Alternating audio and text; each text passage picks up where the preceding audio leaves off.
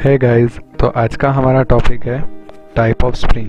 तो आज हम जानेंगे कि कितनी टाइप की स्प्रिंग अवेलेबल होती है।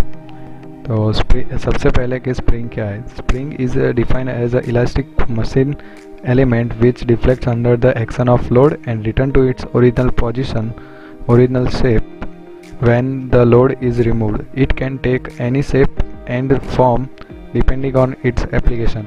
मतलब कि स्प्रिंग एक मशीन का ऐसा एलिमेंट है कि उसके ऊपर जब लोड लगाए तो वो डिफ्लेक्ट होता है और जब लोड निकाल लो तब वो अपनी इक्विलिब्रियम पोजीशन पे वापस आ जाता है। ओके, तो इम्पोर्टेंट फंक्शन ऑफ स्प्रिंग। तो स्प्रिंग क्यों यूज़ होती है। तो spring are used to absorb shock and vibration. हमने देखा होगा कि बाइक है और कई ऐसे व्हीकल में स्प्रिंग यूज़ होती है शॉक एब्जॉर्बिंग के लिए, और ऑल्सो वाइब्रेशन एब्जॉर्ब करने के लिए भी स्प्रिंग यूज़ होती है। फिर spring is used to store energy.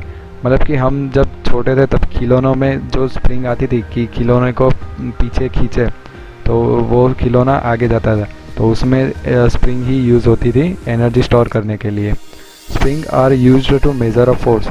कि स्प्रिंग का यूज़ फोर्स मेजरमेंट के लिए भी होता है। फिर आते हैं spring are used to apply force and control motion. तो मोशन कंट्रोल करने के लिए और फोर्स अप्लाई करने के लिए भी स्प्रिंग यूज़ होती है। फिर टाइप ऑफ स्प्रिंग। तो टाइप ऑफ स्प्रिंग में है helical spring, conical and volute spring, फिर torsion spring, leaf spring and disc spring. तो हम डीप में अभी जानेंगे कि एक एक स्प्रिंग के बारे में। तो सबसे पहले हेलिकल स्प्रिंग। तो helical spring is based on type of axial force. मतलब कि दो तरह की हेलिकल स्प्रिंग आती है। तो जो हेलिकल स्प्रिंग है उसमें एक हेलिक्स एंगल दिए गए होते हैं जो कि 10 डिग्री जितना होता है।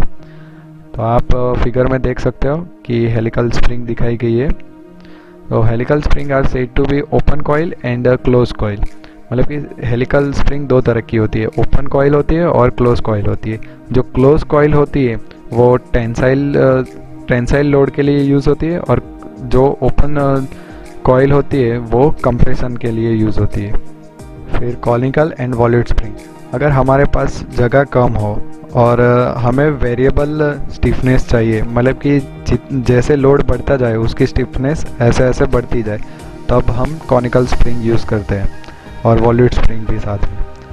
तो आप देख सकते हो कि यहाँ पे दो तरह की स्प्रिंग दिखाई गई है, conical spring and volute spring.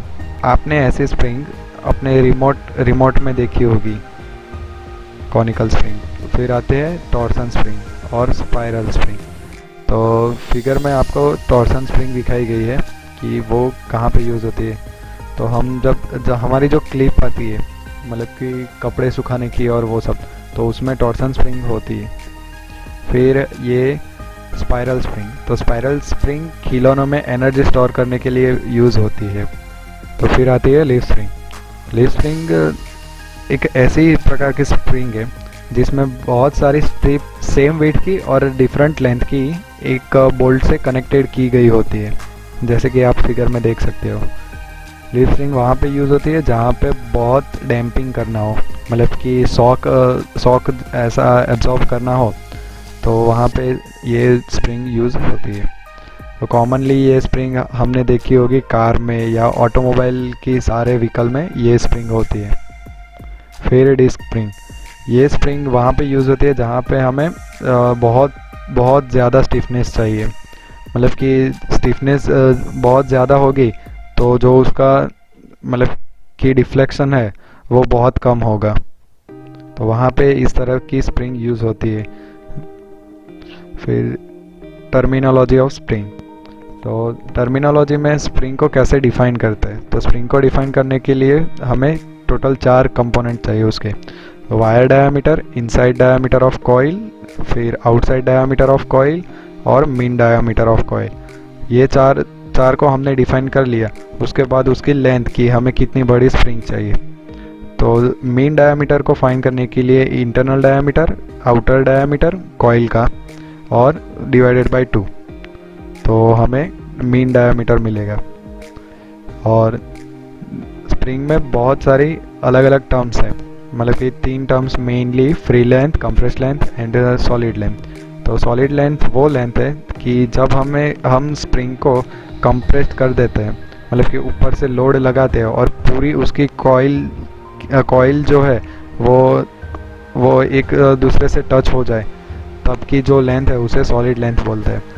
फिर कंप्रेस्ड लेंथ, तो compressed length defined as the axial length of the spring which is subjected to maximum compressive force।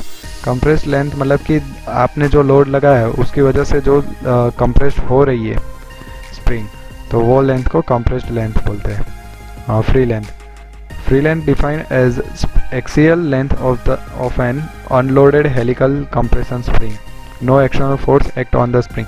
मतलब कि ये जो फ्री लेंथ है वो जो हमने स्प्रिंग बनाई है वो ऐसी की ऐसी कोई भी लोड लगाए बिना की जो लेंथ है उसे फ्री लेंथ बोलते हैं। फिर स्प्रिंग में आती है स्टिफनेस, कि स्प्रिंग बेसिकली डिफाइन होती है स्टिफनेस से कि कितनी स्टिफनेस की स्प्रिंग है। तो स्टिफनेस एक ऐसा कंपोनेंट बोल सकते हैं स्प्रिंग का कि एक्सियल फोर्स आ रहा और उसके सामने वो स्प्रिंग कितनी डिफ्लेक्ट होती है, तो उसे स्टिफनेस बोलते हैं। कि the stiffness of the spring defined as the force required to produce a deflection, मतलब कि कितना फोर्स आप लगा रहे हो और उसके सामने कितना एक्सियल और रेडियली डिफ्लेक्ट हो रहा है, तो उसे स्टिफनेस बोलते हैं। Thank you.